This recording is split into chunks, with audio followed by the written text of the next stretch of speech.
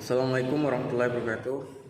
Perkenalkan, nama saya Heru Maulana dari Prodi Hukum Tata Negara kelas B. Di sini saya akan menjelaskan sedikit tentang advokasi dan bantuan hukum. Bantuan hukum struktural yang ditujukan selain untuk memberikan pendampingan hukum bagi masyarakat miskin yang terkasus, juga meningkatkan posisi tawar mereka melalui penyadaran hak-hak mereka dan mendorong perbaikan hukum mengisi kebutuhan masyarakat yang terus berkembang. Berkaitan dengan status mereka yang miskin, sistem bantuan hukum yang dibangun oleh negara juga tidak berpihak kepada masyarakat miskin yang harusnya menjadi sasaran bantuan hukum.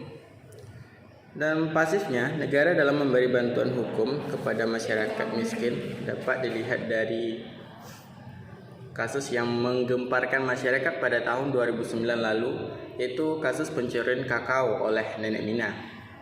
Nah, menurut Commission on Legal Empowerment of the Poor atau CLEP atau Komisi Pemberdayaan Hukum bagi Orang Miskin, setidaknya ada 4 miliar atau ada 4 miliar penduduk dunia yang hidup di luar atau dikecualikan oleh sistem hukum, bahkan di negara maju seperti Amerika Serikat. Pandangan bahwa hukum tidak bisa menjangkau seluruh masyarakat pernah dikemukakan oleh Presiden Jimmy Carter 3 dekade yang lalu, atau 90% of our lawyers serve 10% of our people. We are of lawyer and under present. Setelah 40 tahun diperjuangkan, akhirnya Dewan Perwakilan Rakyat atau DPR mengesahkan Undang-Undang Nomor 16 Tahun 2011 tentang bantuan hukum. Dalam undang-undang ini pertama kali negara secara tegas menyatakan akan memberikan dukungan dalam penyelenggaraan dan pendanaan terhadap pemberian bantuan hukum terhadap masyarakat miskin dan marginal. Bantuan hukum yang bersifat tradisional individual. Bantuan hukum pada awalnya diartikan sebagai amal atau charity dari gereja untuk membantu masyarakat miskin. Pada abad pertengahan, pengaruh Kristiani yang berkembang pesat pada saat itu ada satu dorongan antara manusia untuk saling berlomba-lomba memberikan derma, dan bersamaan dengan itu tumbuh nilai-nilai yang mata diagungkan, yaitu nilai nobility atau berlomba-lomba untuk menjadi mulia. Struktur masyarakat yang dibagi antara the have dan the have not membuat para pengacara dan sarjana hukum mengenakan tarif untuk jasanya, sehingga hanya yang kaya yang bisa menggunakan jasa mereka. Pengertian bantuan hukum. Pertama, the International of Legal Aid.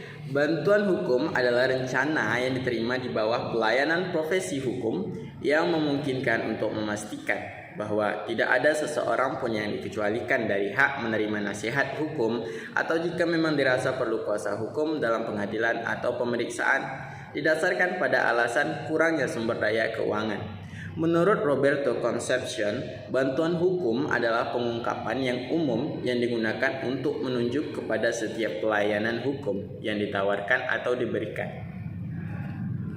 Ini terdiri dari pemberian informasi atau pendapat mengenai hak-hak, tanggung jawab dalam situasi tertentu, sengketa, litigasi atau proses hukum yang dapat berupa peradilan, semi peradilan atau yang lainnya.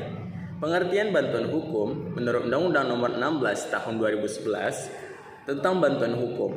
Bantuan hukum ialah jasa hukum yang diberikan oleh pemberi bantuan hukum secara cuma-cuma kepada penerima bantuan hukum menurut Undang-Undang Nomor 18 Tahun 2003 tentang advokat bantuan hukum ialah jasa yang diberikan oleh advokat secara cuma-cuma kepada klien yang tidak mampu menurut Perpu Nomor 83 Tahun 2008 tentang pemberian bantuan hukum secara cuma-cuma. Bantuan hukum secara cuma-cuma adalah jasa hukum yang diberikan advokat tanpa menerima pembayaran honorarium, meliputi pemberian konsultasi hukum, menjalankan kuasa, mewakili, mendampingi, membela, dan melakukan tindakan hukum lain untuk kepentingan pencari keadilan yang tidak mampu. Todung Mulya Lubis mengkritisi bentuk bantuan hukum yang bersifat tradisional dan individual dengan mengemukakan sejumlah kelemahannya, yaitu bantuan hukum yang bersifat tradisional dan individual hanya bersifat mengobati tetapi tidak mencari dan menyembuhkan penyebab penyakit tersebut, di mana masyarakat sebelumnya telah diasingkan dari hak-haknya sendiri. Terlalu terikat.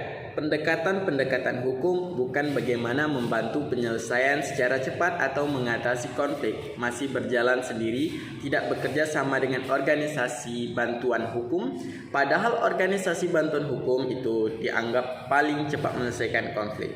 Belum mengarah pada terciptanya gerakan sosial, di mana gerakan bantuan hukum dikaitkan dengan power resource sehingga posisi masyarakat akan lebih kuat dan mempercepat penyelesaian konflik pusat pinggiran.